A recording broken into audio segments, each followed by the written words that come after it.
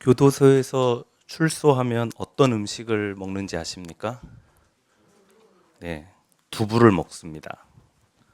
그 삼성 이재용이 광복절 특사로 가석방 됐을 때 집에 가서 치킨을 시켜 먹었다고 하는데요. 두부는 먹었는지 모르겠습니다. 왜 두부를 먹을까요? 네, 포만감이나 어떤 영양소 때문에 먹는다는 말도 있지만 아마도 그 하얀 두부처럼 이제는 새로운 삶을 살겠다라는 의미가 있는 것 아니겠습니까? 그래서 대부분의 사람들은 나와서 바로 치킨도 먹고 싶고 김치찌개도 먹고 싶겠지만 두부를 가장 먼저 먹습니다. 또 두부 먹다 보면은 맛 없습니다. 예. 처음 맛있는데 두 번째부터는 김치도 필요하고 그렇죠. 그러나 그것을 끝까지 꾸역꾸역 먹습니다.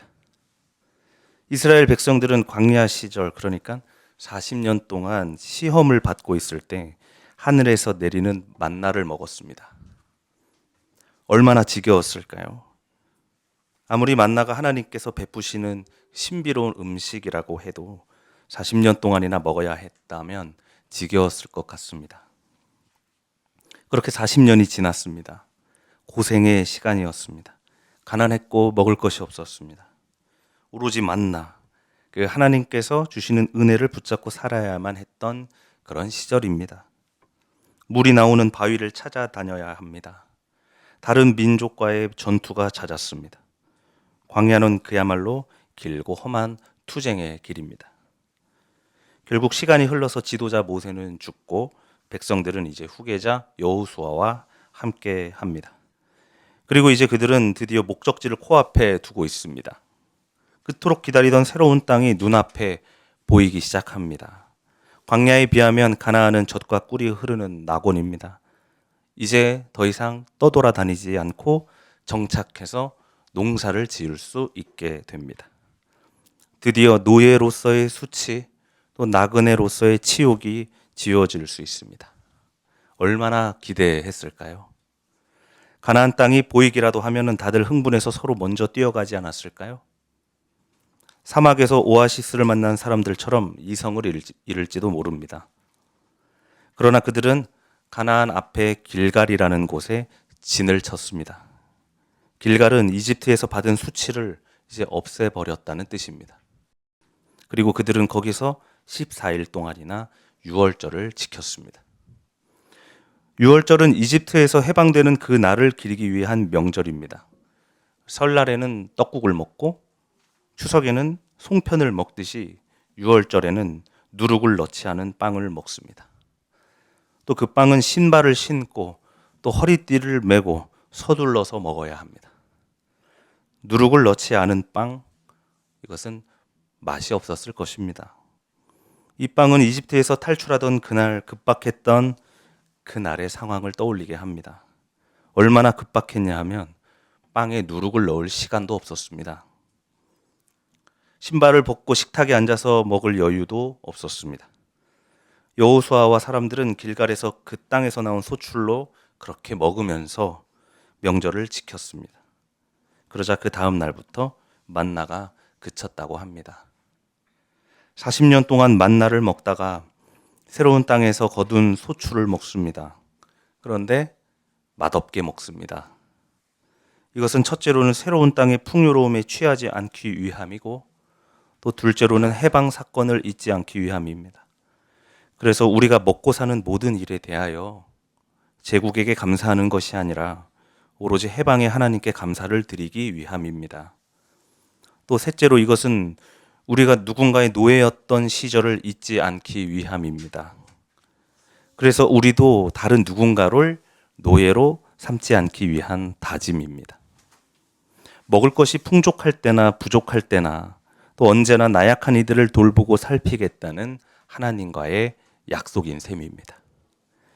그러니까 유월절 음식은 출소하는 이가 죄인의 수치를 털어버리고 새로운 삶을 살기 위해 꾸역꾸역 먹는 두부와도 같은 것입니다. 요즘 우리는 매일 교회 깃발을 들고 집회에 나가고 있습니다. 그리고 매일같이 뒤풀이를 즐기고 있습니다. 여러 음식들을 먹죠. 잔치 음식은 기름지고 맛있습니다. 그러나 마음이 여전히 불안하고 척박합니다. 그러니까 사실 맛이 없습니다. 입맛이 없더라고요. 탄핵 선고를 듣고 나서 잔치상을 즐기면 좋으련만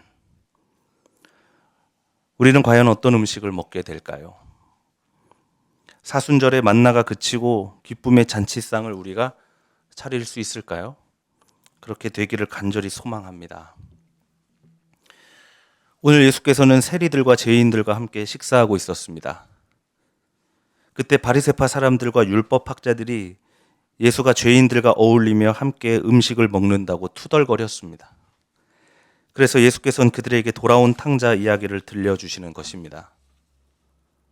어떤 사람에게 아들이 둘 있었는데 작은 아들이 유산을 땡겨서 받았습니다. 큰 마음 먹고 자기 몫을 챙긴 둘째 아들이 아버지를 떠나 지방으로 갔지만 방탕하게 살면서 재산을 다 낭비했습니다. 세상을 너무 만만하게 본 것이죠. 모든 것을 탕진하고 또 흉년까지 들어서 먹을 것이 없었습니다. 결국 그는 돼지 치는 일이라도 시작했습니다. 얼마나 배가 고팠는지 그 돼지가 먹고 있는 쥐염 열매라도 주워 먹고 싶은 심정이었습니다. 돼지의 먹이, 쥐염 열매 얼마나 비참합니까? 그때 그 아들은 아버지의 따뜻한 집이 떠올랐습니다. 아들은 아버지의 종이라도 되기 위해서 터벅터벅 고향으로 돌아옵니다. 어깨가 축 처진 폐잔병의 모습입니다. 그런데 멀리 보이는 그 아들의 모습을 보고 뛰어나온 아버지가 달려가서 그의 목을 껴안고 입을 맞추었습니다. 잘 왔다. 잘 왔어.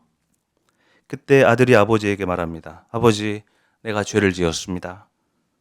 이제부터 저는 아들로 불릴 자격이 없습니다. 저를 종으로 삼아 주십시오. 하지만 아버지는 이미 아들을 용서했는지 아니면 돌아온 아들로 충분했는지 대답도 하지 않고 서둘러서 가장 좋은 옷을 아들에게 입힙니다. 또 살찐 송아지를 잡아서 잔치를 크게 벌였습니다. 문제가 하나 있습니다. 아들이 하나 더 있다는 것입니다. 해가 질 때쯤 큰아들이 밭에서 일하다가 돌아오고 있었습니다. 큰아들이 집에서 흐르는 음악 소리와 음식 냄새를 맡고는 영문을 알아보았습니다. 그것은 모든 재산을 탕진하고 돌아온 둘째를 위한 잔치였다는 것을 드디어 알게 되었습니다. 실망했습니다. 서운했습니다. 화가 났습니다. 첫째 아들은 억울한 마음에 도저히 잔치에 들어갈 수가 없었습니다. 나는 아버지를 떠난 적도 없고 재산을 탕진한 적도 없고 늘 아버지 곁에서 일을 도왔는데 아버지 나를 위해서 살찐 송아지는커녕 염소 새끼 한 마리라도 잡은 적이 있는가? 그때 아버지가 큰아들을 달래면서 말합니다. 얘야, 너는 늘 나와 함께 있으면서 내 것을 가지고 풍족하게 살았지만 이 아우는 죽었다가 살아났고 내가 잃었다가 되찾았으니 즐기면서 기뻐하는 것이 마땅하다. 아버지는 첫째 아들에게 매정합니다. 좀 편애하는 것 같아 보이기도 하고요. 그러나 매정하다고 뭐라고 하지 마십시오. 원래 죄인들과의 식탁에서 예수는 매정한 법입니다. 돌아온 탕자, 이 둘째 아들은 지금 예수의 식탁에 둘러 앉아 있는 이 가난한 죄인들이고, 화가 난 첫째 아들은 지금 이 식탁을 따지고 드는 바리새파 사람들입니다. 그러니 첫째를 달래는 아버지의 마지막 대사는 예수의 말씀인 것입니다. 바리새파 사람들, 당신들은 언제나 성전에서 하나님과 함께 있으면서 늘 좋은 것을 먹고 풍족하게 살았지만 지금 내 앞에 앉아 밥을 먹고 있는 이 사람들은 죽었다가 다시 살아난 사람들이고 내가 잃었다가 되찾은 사람들이니 내가 이들과 즐기며 기뻐하는 것이 마땅하다. 그러니 당신들은 이 잔치를 방해하지 말아라. 여러분, 사실 예수와 죄인들의 식탁에는 살찐 송아지는커녕 염소 새끼도 없었을 것입니다. 예수와 그 무리는 가난했으니까요. 오히려 그런 좋은 음식들은 바리새파 사람들과 율법학자들의 식탁에 올라갔을 것입니다.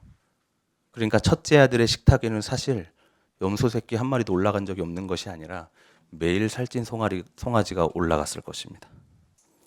예수 공동체 식탁은 실제로 화려한 잔치상보다는 누룩 없는 빵과 같고 쥐염 열매와도 같고 광야에서 먹었던 만나 그리고 죄인들이 먹었던 두부와도 같았을 것입니다. 맛이 없었을 겁니다. 그러나 죄인들은 그 초라한 식탁을 하나님께서 차려주시는 잔치상으로 생각했습니다. 그들은 기름진 음식을 먹고 싶기보다는 수치를 없애고 싶었습니다. 배부른 노예가 되기보다는 가난한 자유인이 되고 싶었습니다. 그래서 그들은 빵 한쪽을 여럿이서 나눠 먹었지만 그것을 예수의 몸이라고 했습니다.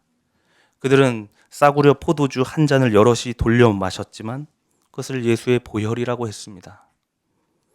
비록 차린 것이 볼품없는 식탁이었지만 그들은 그것을 거룩한 밥이라고 해서 성찬이라고 불렀습니다. 바리새파 사람들은 성찬을 죄인들의 식탁이라고 조롱했지만 오히려 그들은 그 성찬상 앞에서 진심으로 자신들의 죄를 고백했습니다. 바울이 말합니다. 육신의 잣대로 그리스도를 말하지 마십시오. 누구든지 그리스도 안에 있으면 그는 새로운 피조물입니다. 옛것은 지나갔습니다. 보십시오. 새 것이 되었습니다. 하나님께서는 그리스도를 내세우셔서 우리를 자기와 화해하게 하셨습니다. 그러므로 여러분, 내가 그리스도를 대리하여 간청합니다. 여러분은 하나님과 화해하십시오. 여러분, 여호수아와 백성들이 가나안 땅 바로 그 앞, 그 길갈에서 14일 동안이나 맛없는 빵을 먹었던 이유는 바로 하나님과 화해하기 위해서였습니다. 새로운 땅, 그 가나안에서 살게 될 때 그들은 정말로 새로운 삶을 살고 싶었던 것입니다. 세리들과 죄인들은 예수를 찾아갔습니다. 왜냐하면 그들은 정말로 새로운 세상을 살고 싶었던 것입니다.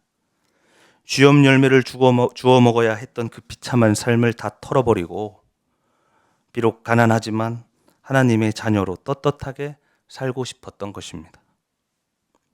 저는 사실 오늘 이 설교를 윤석열 파면 선교를 듣고 난 뒤에 하고 싶었습니다. 새로운 땅으로 들어가는 우리에게 주시는 하나님의 말씀으로 듣고 싶었습니다. 그 새로운 땅에서 우리가 먹어야 할 음식은 무엇인지 그런 말씀을 나누고 싶었습니다. 그러나 우리의 시험은 아직도 끝나지 않았고 사순절은 계속되고 있습니다. 여러분, 우리는 아직 길갈에 서 있는 것입니다.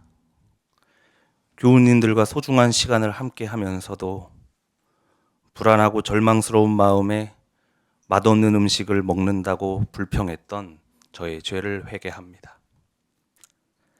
사순절에 우리는 마땅히 죄를 고백하고 누룩 없는 빵을 먹어야 합니다. 지금 우리가 이 하얀 두부를 꾸역꾸역 먹어야 탄핵을 향한 행진을 견디고 그 이후에 새로운 세상 또한 만들어갈 수 있는 거 아니겠습니까? 하지만 여러분, 어쩌면 우리가 기대하고 꿈꾸던 세상은 오지 않을지도 모릅니다. 화려한 잔치상 같은 것은 없을지도 모르겠습니다. 사실 길갈에서 맛없는 빵을 14일 동안이나 먹고 넘어간 그 사람들은 넘어가자마자 해방의 하나님을 잊어버렸습니다.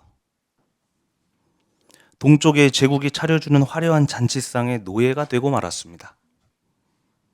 우리가 꿈꾸는 잔치상은 어쩌면 우리의 이상 안에만 있는 것일지도 모르겠습니다. 사랑하는 교우 여러분, 그리스도인들은 그 맛없는 빵을 단순히 호랑이가 동굴에서 견디어내는 마늘과 쑥같이 꾸역꾸역 먹고 있는 것이 아닙니다. 오늘 그리스도인들은 이 누룩 없는 빵을 보고 살찐 송아지로 고백했다는 사실을 기억하십시오. 옛것이 지나갔습니다. 보십시오. 새 것이 되었습니다. 지금 우리가 예배 안에서 나눠 먹고 있는 이 맛없는 빵이 바로 주님께서 차려주신 거룩한 식탁, 우리들의 온전한 식탁인 줄 믿습니다. 오늘 주신 말씀을 다 함께 묵상합시다.